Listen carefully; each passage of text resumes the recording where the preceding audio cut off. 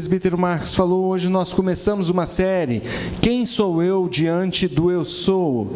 E nós vamos falar sobre alguns textos de João, do Evangelho de João, em que Jesus se refere a Ele mesmo como sendo o Eu Sou.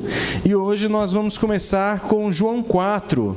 Eu peço que os irmãos abram as suas Bíblias em João 4. Nós leremos os 30 primeiros versículos, do 1 ao 30. João 4, de 1 a 30.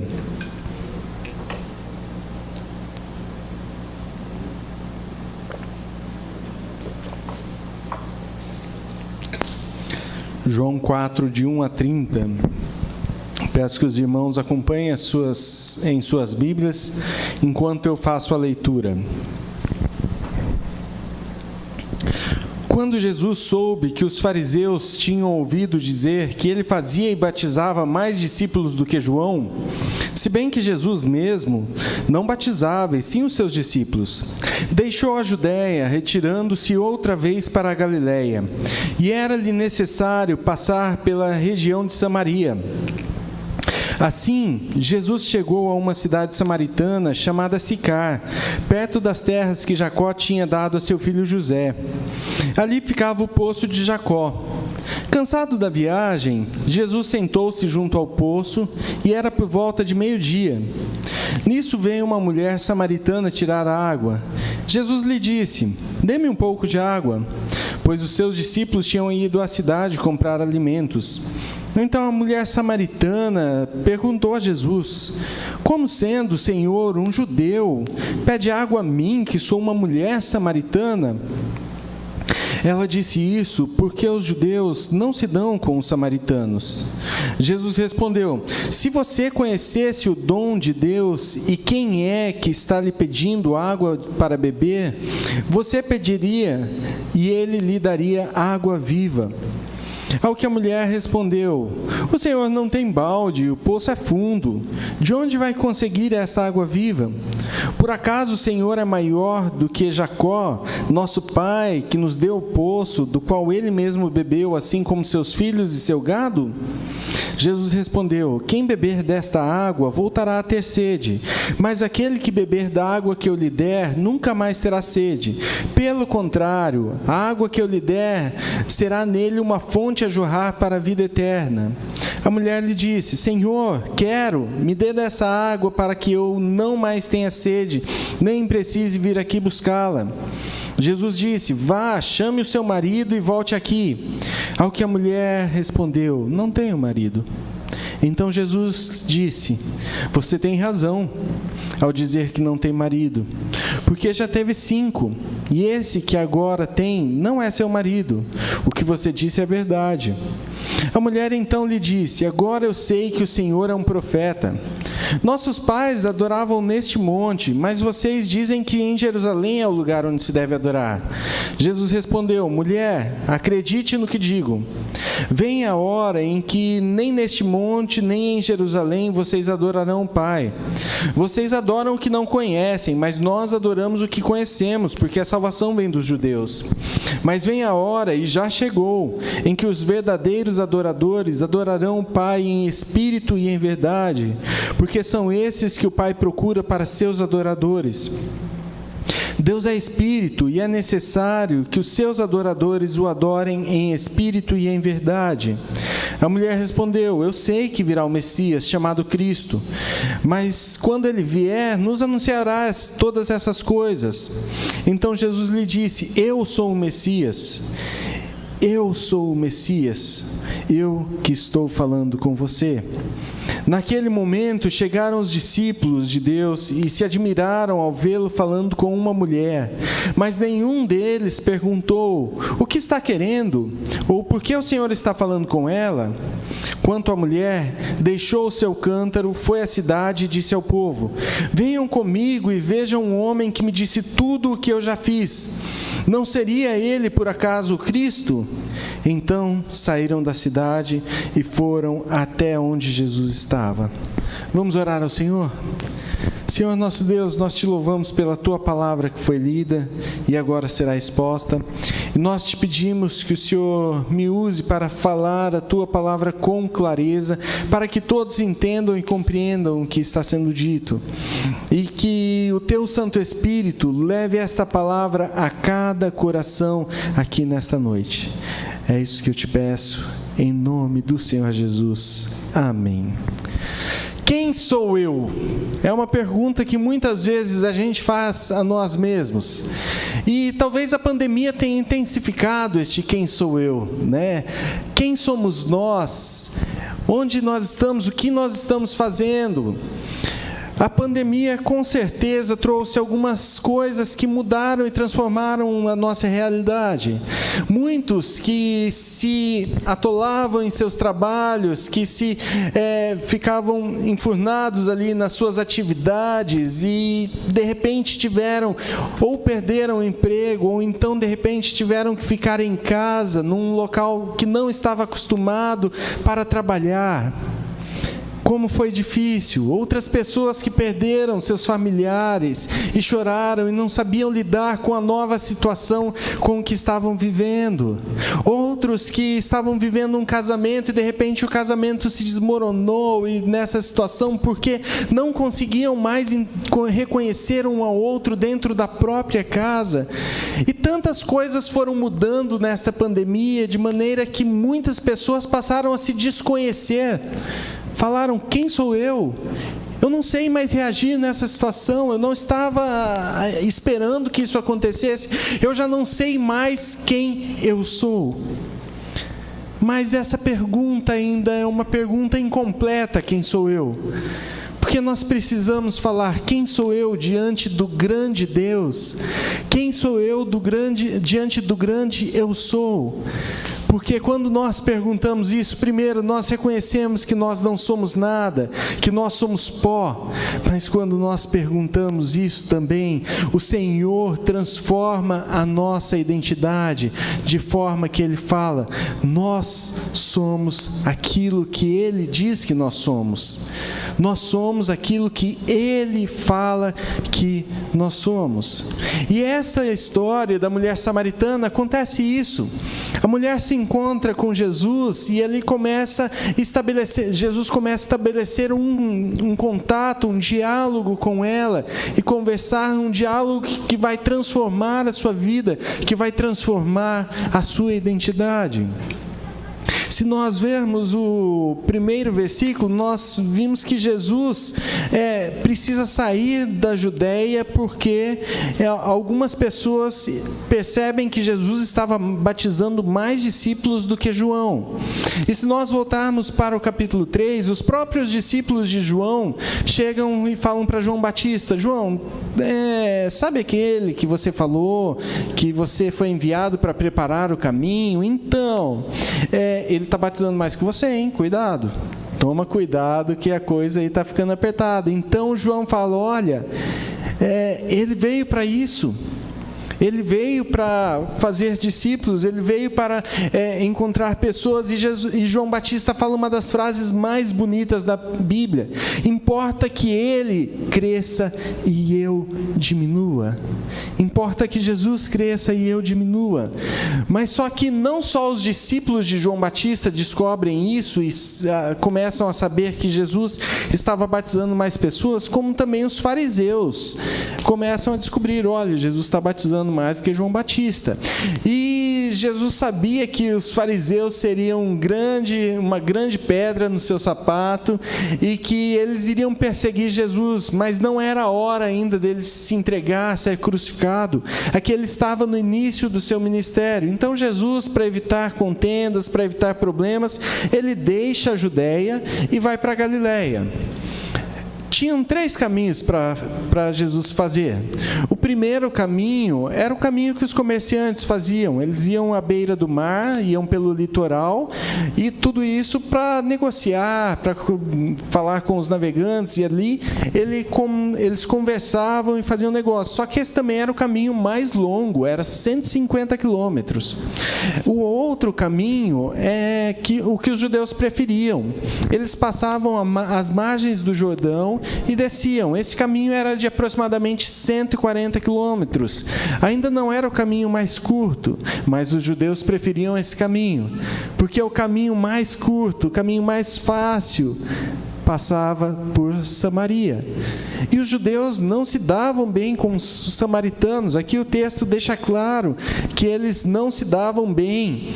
Mas é interessante que tem um livro histórico que consta na Bíblia Católica chamado Eclesiástico. Ele não faz parte do nosso cânon evangélico, mas nós podemos usar como referência histórica, não inspirado por Deus, mas é uma referência histórica. E este livro, ele diz em determinado momento, o autor fala: eu abomino duas nações, e uma delas sequer é nação, a terceira sequer é nação. A primeira nação é o povo do monte de Seir, a segunda nação são os filisteus, e a terceira, que sequer é nação, são aqueles que habitam lá em Siquém, aquele povo lá. E quem eram? Os samaritanos. Era esse o sentimento dos judeus pelos samaritanos, era repulsa, era uma abominação. Eles sequer gostavam de passar por aquele caminho que era mais perto, eles faziam como se fosse para cortar o pedágio, né? Deixa eu dar uma esticada aqui num caminho um pouco mais longo, porque eu não quero me encontrar com um samaritano. Era este o perfil dos judeus com relação aos samaritanos. Mas esse texto nos fala no versículo 2 que era necessário que Jesus, versículo 4, desculpa, era necessário Jesus passar pela região da Samaria. Era necessário que Jesus passasse ali por Samaria. Por quê? Porque Deus tinha agendado um encontro para Jesus em Samaria, em Sicar, naquela cidade onde tinha o poço de Jacó. E então Jesus chega àquele local, era aproximadamente meio-dia, os discípulos vão lá buscar comida para Jesus, Jesus se senta próximo ao poço, uma atitude muito incomum, porque é meio-dia, numa região desértica, o sol fervendo, não era comum ninguém ficar naquele local esperando qualquer coisa, mas Jesus fica ali. E então vai uma mulher para aquele local, uma mulher samaritana. E ela, menos do que Jesus, esperava encontrar alguém ali. Jesus sabia que tinha um encontro, mas ela não tinha a mínima ideia, e ela foi nesse horário justamente para não encontrar ninguém. Era uma mulher que já tinha tido 5 maridos e estava amaziada com um homem ali, tentando resolver a sua vida, mas ela foi ao meio-dia. Por quê? Normalmente as mulheres iam juntas para o poço retirar água na manhã, a hora que o sol estava mais tranquilo, então todas iam juntas por segurança, pegavam água no poço e voltavam juntas conversando. E essa mulher não. Ela foi ao meio-dia. Provavelmente as outras mulheres não se davam bem com ela, porque 5 maridos, não era uma mulher bem falada, então elas preferiam não ter contato. Aquela mulher foi num horário bem diferente. E ela não esperava encontrar ninguém, muito menos um homem. Os homens não iam tirar água do poço, exceto quando eles iam para dar água para um animal. Então, um homem ali sentado àquele horário, não teria. Aí ainda mais um agravante, um homem judeu. Os judeus desviavam, né, o caminho, eles sempre saíam do caminho porque não queriam se encontrar com os samaritanos, mas ali estava um judeu esperando por um encontro com aquela mulher samaritana.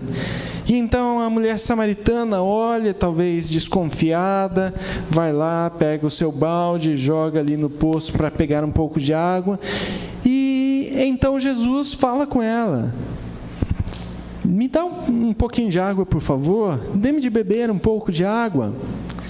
E aquela mulher estranha a situação, né? Um judeu ali, eu estou conversando com um judeu, o judeu não pode conversar com uma mulher, e ainda samaritano, né, ele não gosta, por que ele vai pedir água para mim? E essa mulher faz justamente essa pergunta: como sendo o Senhor judeu, pede água a mim, que sou uma mulher samaritana? Aquela mulher não sabia com quem ela estava falando. Aquela mulher estava falando com Jesus, aquele que era o Messias que todos esperavam. Os samaritanos sabiam que o Messias viria. Os samaritanos, eles eram da linhagem de Israel, se misturaram com outros povos, sim, mas eles eram da linhagem de Israel. E os samaritanos acreditavam nos 5 primeiros livros da Bíblia, eles criam no Pentateuco, então eles sabiam a respeito de um Messias, de um Cristo que viria. E ela estava conversando com Jesus, mas ela não tinha a mínima ideia de com quem ela estava falando. E eu me lembro que quando eu fui fazer a prova do seminário, vestibular, cheguei lá e me sentei para fazer a prova. Vem um senhor me explicar, olha, falou, a prova é assim que você faz, tal, e foi me explicando tudo ali, e eu achando que era um funcionário ali do seminário, né, muito atencioso, agradeci e tal, muito obrigado. Ele falou, qualquer dúvida você pode me chamar. Eu falei, tudo bem, e com toda aquela tentativa de ser uma pessoa educada, eu fiz a pergunta que eu não devia ter feito. Eu falei, qual o seu nome, por favor? Ele falou, Adão Carlos do Nascimento, diretor do seminário. O homem, todo seminarista tinha que conhecer esse diretor do seminário. Ele é uma pessoa muito conhecida, ele tem vários livros publicados. Eu até brinquei de manhã que ele tem um livro chamado Que Todo Presbiteriano Inteligente Deve Saber. E juntando o que todo presbiteriano inteligente deve saber, junto com o que todo seminarista inteligente deve saber, quem é o Adão Carlos. Eu não sabia. E eu ali, de repente, pergunto, estou conversando com ele, mas não tinha a mínima ideia de com quem eu estava falando. E essa mulher fez exatamente, ela não tinha ideia de com quem ela estava falando. Mas, irmãos, é interessante que nós conhecemos a Jesus, nós temos Jesus em nosso coração, mas muitas vezes nós não o conhecemos perfeitamente, não temos noção de quem é Jesus verdadeiramente em nossas vidas. Muitas vezes nós não confiamos em Jesus e queremos tomar as nossas atitudes com as nossas próprias mãos, porque nós não confiamos em Jesus, nós não conhecemos verdadeiramente Jesus, e então nós metemos os pés pelas mãos porque nós não queremos conhecê-lo verdadeiramente. Nós queremos tomar as atitudes do jeito que nós achamos melhor, do jeito que eu acho que tem que ser feito, e deixo de confiar que Jesus é o Deus Todo-Poderoso, é o grande eu sou, que abriu o Mar Vermelho, que parou o sol, que fez o povo atravessar o Jordão a pés secos. Esse é o Deus Todo-Poderoso que está conosco. E muitas vezes nós não queremos confiar nele e queremos tomar as nossas próprias atitudes. Tem uma canção que eu já falei aqui algumas vezes, e eu gosto dela meio, porque ela diz uma inverdade, mas eu gosto do que ela diz. Ela fala, quando o que era difícil se torna impossível, Deus começa a agir. Eu falo que é uma inverdade porque Deus começa a agir desde antes, às vezes fazendo a coisa tornar impossível, para que a gente dependa totalmente do nosso Deus. E às vezes a gente precisa chegar neste momento em que a coisa está impossível, que eu não tenho mais o controle dela nas minhas mãos, em que nós não podemos fazer mais nada para entender de Deus. Agora eu só preciso de você, agora eu só tenho o Senhor para transformar a minha vida, agora eu só tenho o Senhor para transformar a minha situação. Quando a gente poderia ter desde o início falado, Deus, eu dependo do Senhor, eu não tenho o controle da situação, eu preciso do Senhor para transformar essa situação. Essa mulher não conhecia Jesus, mas nós o conhecemos. Nós temos Ele em nosso coração.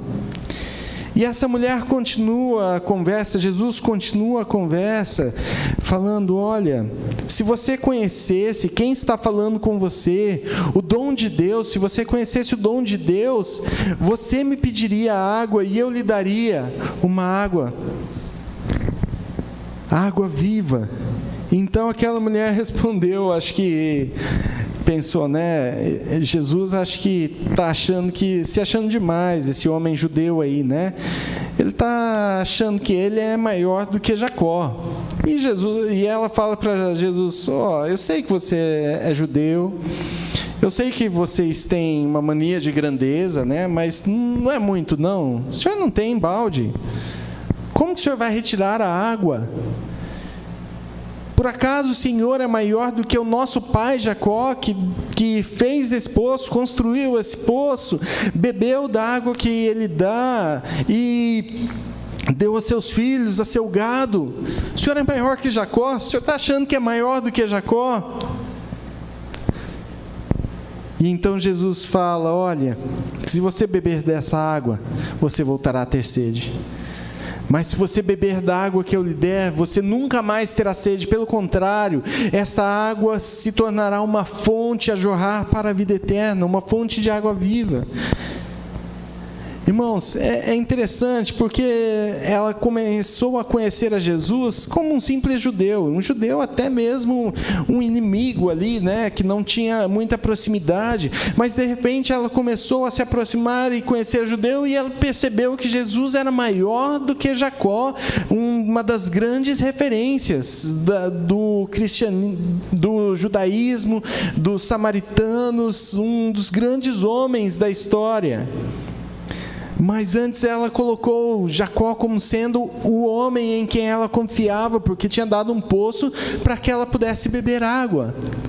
Muitas vezes nós temos colocado a nossa confiança também em pessoas que nós achamos que podem transformar a nossa situação, talvez podem transformar a situação da nossa nação. Nós estamos à véspera de uma eleição, aí 2022, teremos eleição para presidente da República. E nós nos lembramos da eleição de 2018, como foi difícil, essa grande polarização que se intensificou, né? Já existia, não dá para falar que começou ali, mas ela se intensificou e vai se intensificar ainda mais este ano. E muitas pessoas confiam, por um lado, em Lula, outros em Bolsonaro, outros vão lá tentar no Moro, e algumas pessoas, e a gente vai pensando, ele pode mudar a situação, mas ninguém pode transformar a situação do nosso país, por maior boa intenção que tenha. Por mais que nós tenhamos boas intenções, nós não podemos mudar a situação nem do nosso país, nem a nossa própria situação. Quem pode, o único que pode transformar é Jesus Cristo, nosso Senhor. Somente Deus pode transformar, Ele é maior do que todos esses homens, e nós precisamos aprender a confiar em Deus. Temos que buscar conhecer os planos de governo, temos que votar conscientemente, sim, mas não devemos defender esses homens até o último momento, falando que eu dou a minha vida por ele. Não, ele não vai transformar a nossa nação. Qualquer governante que estiver lá à frente do nosso país vai errar, vai falhar. Mas Deus não. Deus não erra. Deus é perfeito. E essa mulher estava querendo confiar em Jacó, uma grande referência ali do seu povo. Mas Jesus fala para ela: olha, se eu te der a água viva, fluirá um rio de água viva de você, você será uma fonte a jorrar uma água para a vida eterna. Aquela mulher fala: eu quero essa água. Eu quero essa água que não me dá mais sede. Eu não quero vir mais a este poço. Eu não quero passar por essa humilhação de ter que vir ao meio-dia, que talvez pessoas pela janela olhem a minha situação e me vejam indo sozinha porque não tenho companhia. Não quero passar mais por essa humilhação de que pessoas falem de mim o tempo inteiro porque eu tive 5 maridos e agora estou amaziada. Não quero passar mais por essa situação. Por favor, me dê dessa água. Só que ela pensava que Jesus não conhecia nada da sua história. Estava tranquilo até ali, né? Vamos conversar. Ele não me conhece, então tudo bem. Mas Jesus fala: vai, chame seu marido. Ela fala: eita. E por que Jesus tinha que tocar nesse assunto? Por que Jesus tinha que entrar justamente no assunto que fere a alma dela? Por que Jesus tinha que interferir justamente naquilo que era a idolatria dela? Irmãos, Jesus muitas vezes quer interferir em cada aspecto da nossa vida. E às vezes Jesus toca em algumas coisas que a gente não quer mexer. Às vezes Deus toca em algumas coisas que incomodam a gente, porque a gente fica olhando a situação e a gente não quer mudar. A gente não quer aceitar justamente aquele aspecto da nossa vida. Não, Deus, me deixa aqui quietinho, esse lugar aqui é meu, é a minha solidão. Eu gosto desse meu pecado, eu gosto dessa minha situação de tristeza, eu gosto de viver neste meu mundinho. Não toque neste, fale de qualquer outra coisa. Não toque neste aspecto da minha vida. Mas Jesus vai justamente naquele ponto principal da vida da mulher samaritana. E ela fala: eu não tenho marido. Talvez triste com a sua situação, talvez uma frase de alguém que não tem mais esperança de ter uma vida feliz. Talvez uma frase de alguém que já perdeu as esperanças. E Jesus fala: eu sei, você está certa no que você está falando. Você não tem marido. Você já teve 5 e esse com quem você está casada agora, com quem você está agora, não é o seu marido. E essa mulher, olhando para Jesus, deve ter com certeza se assustado, olhado para ele e falado: como o Senhor não me conhece? Como o Senhor sabe da minha vida? Como o Senhor sabe da minha história? Como o Senhor sabe de tudo que eu vivi? E ela fala: olha, eu vejo que o Senhor é um profeta. Irmãos, para os samaritanos dizer que alguém era um profeta era algo diferente do que um judeu dizer isso. Porque um judeu, quando falava que havia um profeta no meio deles, eles já tinham tido Isaías, Jeremias, Ezequiel, Daniel, o próprio João Batista foi um profeta, Malaquias, tantos outros. Mas neste momento, para os samaritanos, eles criam somente nos 5 primeiros livros da Bíblia. Então eles não acreditavam nos outros profetas, não confiavam neles como profetas. Pelo contrário, eles só criam que Moisés tinha sido um profeta. E Moisés, no Pentateuco, ele fala o seguinte: olha, virá um profeta semelhante a mim, a ele vocês devem ouvir. Então, quando essa mulher ouve que Jesus fala que Jesus é o profeta, ela entende que ele era o Messias esperado, aquele que Moisés havia anunciado. Ela entende que Jesus é muito mais do que simplesmente um judeu, entende que Jesus é muito mais do que alguém que é maior do que Jacó, mas ele é o profeta esperado por tanto tempo. O profeta esperado por tanto tempo. Veja que o Senhor é profeta. E ela faz uma pergunta, parece que meio sem sentido, mas ela quer saber onde deve adorar, porque qual é o certo? Crer nos 5 primeiros livros da Bíblia ou em todo o Antigo Testamento que tinha até o momento? Qual que é o certo? Adorar neste monte ou em Jerusalém, em Gerizim ou Jerusalém? Onde eu devo adorar? E esta é a pergunta dela. E Jesus fala: olha, está chegando o momento, e já chegou a hora em que os adoradores, os verdadeiros adoradores, adorarão o Pai em espírito e em verdade. Vocês adoram o que vocês não conhecem. Jesus fala: você não conhece o Deus que você adora, porque a salvação vem dos judeus, mas eu trouxe salvação para você neste momento. Eu trouxe mudança para a sua vida, eu estou mudando a sua identidade. A partir de agora, você não é mais simplesmente uma pecadora que está afundada em seus pecados. Você não é uma pecadora que está vivendo em busca de matar a sua sede em maridos, em outras pessoas, em relacionamentos. Agora você é uma adoradora. Você vai ser uma adoradora que adora ao Pai em espírito e em verdade. Ele está transformando a vida dela para ela se tornar uma pessoa para aquilo o que ela foi criada, para adorar. Nós fomos criados para adorar ao nosso Deus. E é isso que Jesus está falando para aquela mulher. Agora você não é mais uma pecadora. Você é alguém remida pelo sangue de Cristo. Você é alguém transformada pelo sangue de Cristo, que voltou a ter a identidade para a qual todos nós fomos criados, adorar e glorificar o nosso Deus. Agostinho, em determinado momento, ele escreve seu livro de Confissões e ele fala que o meu coração não descansa enquanto ele não se deleita no Senhor. O nosso coração não se descansa enquanto nós não nos deleitamos, quando nós não adoramos ao Senhor, enquanto nós não depositamos as nossas vidas aos pés de Deus. A gente sempre vai buscar em um lugar ou em outro, a gente vai buscar no dinheiro, a gente vai buscar talvez a satisfação em nossos filhos. A gente coloca muitas vezes a nossa plena satisfação em nossos filhos, mas nossos filhos crescem, vão embora e ficamos nós. A nossa satisfação não pode estar na nossa esposa, a nossa satisfação não pode estar nas nossas posses, nas nossas propriedades, no nosso trabalho, porque tudo isso se vai. A nossa satisfação deve estar naquilo que é eterno, no nosso Deus, no nosso Senhor Todo-Poderoso.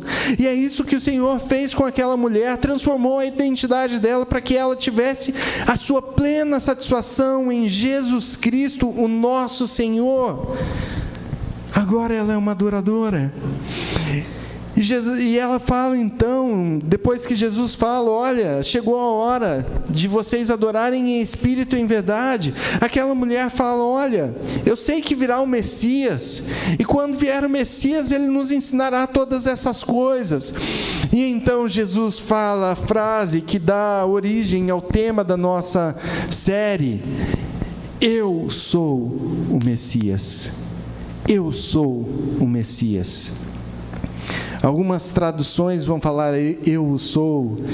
Eu gosto dessa versão que diz eu sou o Messias, porque Jesus usa literalmente essa expressão eu sou, que no grego é ego eimi, que é muito utilizado aqui, mas que quando nós nos lembramos dessa história, por que Jesus fala eu sou e por que isso é tão importante e tão significante para todo este livro de João, todo este evangelho, é que Jesus está se referindo ao que aconteceu com Moisés, quando chega ali no deserto e encontra uma sarça ardendo em fogo, e ele vai para perto da sarça. Então Deus fala do meio da sarça, tire a sandália dos seus pés, Moisés, porque o lugar que você está é santo.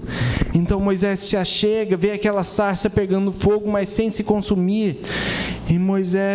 E Deus fala com Moisés: Moisés, você vai libertar o meu povo do Egito.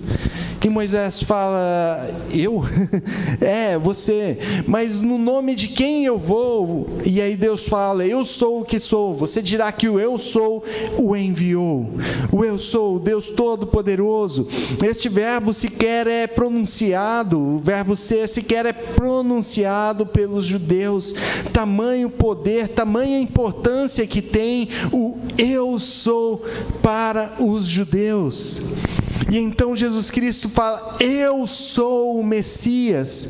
Este é o ápice da história dessa conversa, de um homem que era simplesmente um judeu e de repente passou a ser alguém maior que Jacó, depois se tornou o profeta e agora era o Messias, mas de repente ele é o Todo-Poderoso.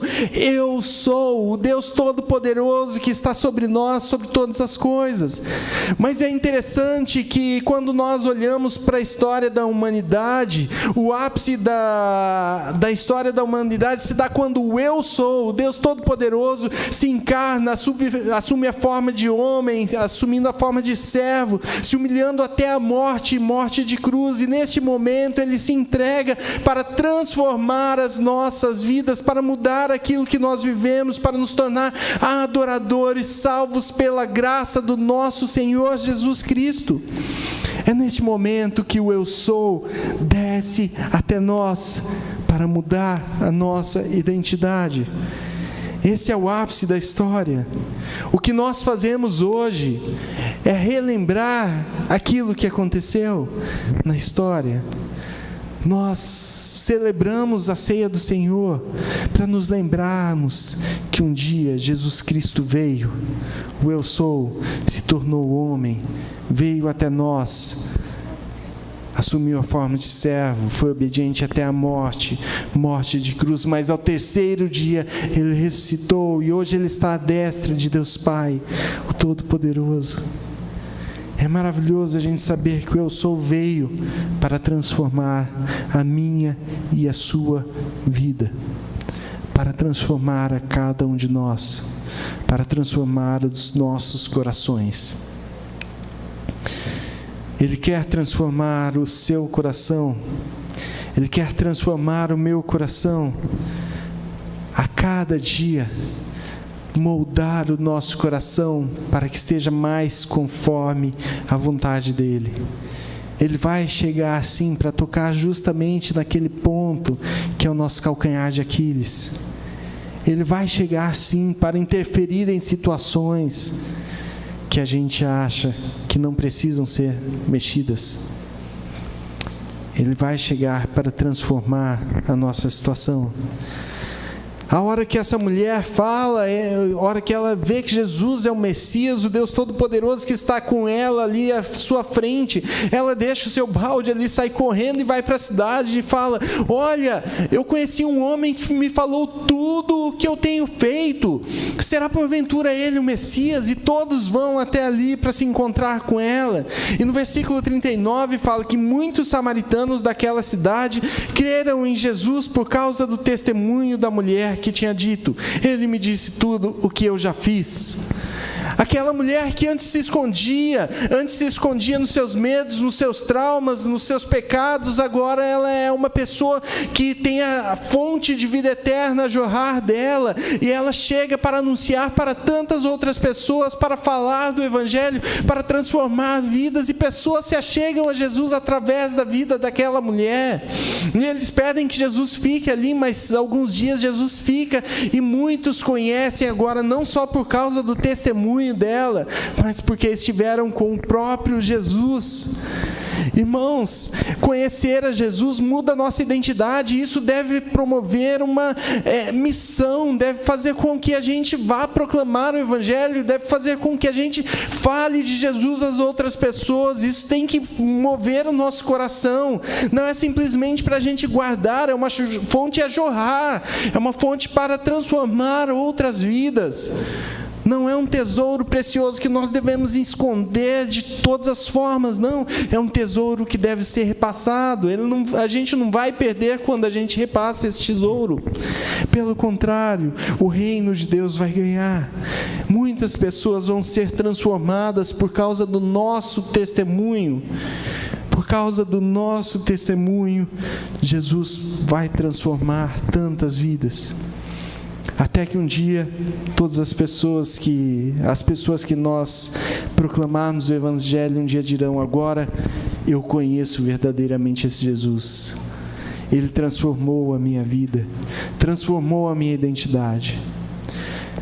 Queridos, que a gente entenda que esse Jesus, o Eu Sou Todo-Poderoso, que deixou a sua glória para vir habitar entre nós, para transformar as nossas vidas. Hoje Ele quer mudar a sua vida.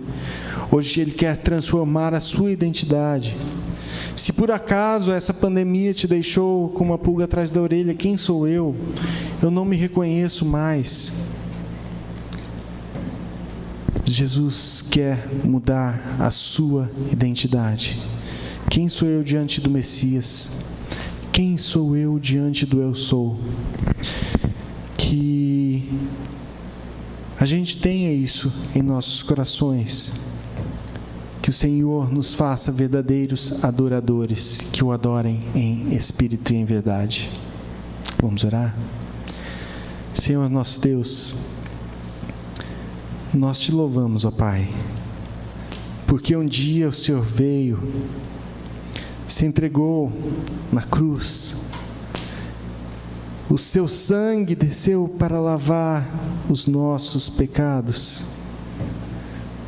Como lemos aqui, nós éramos vermelhos como escarlate, mas o teu sangue nos purificou e nos deixou alvos brancos, alvos como a neve, ó Pai. Obrigado pelo teu sangue precioso que veio transformar as nossas vidas. Obrigado pelo teu sangue precioso que veio mudar a nossa identidade, que agora nos fez, ó Pai, adoradores que o adoram em espírito e em verdade. Que possamos dizer como Agostinho que nosso coração só encontra descanso verdadeiro quando se deleita no Senhor. Que a gente entenda, ó Pai, que a gente precisa deixar aquilo que tem sido a nossa sede, aquilo que nós temos tanto buscado em tantas outras coisas que não no Senhor, que a gente entenda que precisamos deixar de lado e buscar verdadeiramente no Senhor, porque só Tu podes transformar a nossa história. Senhor, abençoa pessoas que estão desesperadas, pessoas que perderam as esperanças de que a sua situação pode ser transformada. Nós queremos confiar plenamente no Senhor. Queremos confiar plenamente que o Senhor pode mudar a situação. Nos ajude a descansar, confiar no Senhor. Tire de nós a ansiedade, ó Pai, de buscar tantas outras coisas, de buscar resolver com as nossas próprias mãos, mas nos ajude a descansar no Senhor. Obrigado porque o Senhor nos transformou em adoradores, ó Pai. Obrigado, ó Pai, porque mais do que adoradores, nós podemos ter o privilégio de proclamar o Evangelho. A Tua palavra fala que os anjos desejam isso, anseiam por isso, gostariam de fazer isso, mas essa foi uma tarefa que o Senhor deu a cada um de nós. Nos ajude, ó Pai, ser essa fonte de água viva a jorrar para a vida eterna em outras pessoas. Nos ajude a proclamar, assim como essa mulher falou, que anunciou, ela não tinha como falar, ela só falou: olha, esse é o homem que falou tudo que eu tenho feito. Nos ajude, ó Pai, a falar da maneira que o Senhor coloca em nosso coração. Ajude-nos a conhecer a Tua palavra também para anunciar e proclamar a palavra escrita, ó Pai, mas também nos ajude a falar, nos dê ousadia para proclamar o Evangelho. Que pessoas se acheguem a Ti através da nossa vida. Que este ano, ó Pai, pessoas se acheguem a Shalom. Pessoas que nunca Te conheceram se acheguem a Shalom. Porque nós proclamamos o Teu Evangelho. Usa-nos, ó Pai. Obrigado porque o Senhor nos salvou, porque o Senhor nos transformou, ó Pai. Em nome do Senhor Jesus. Amém.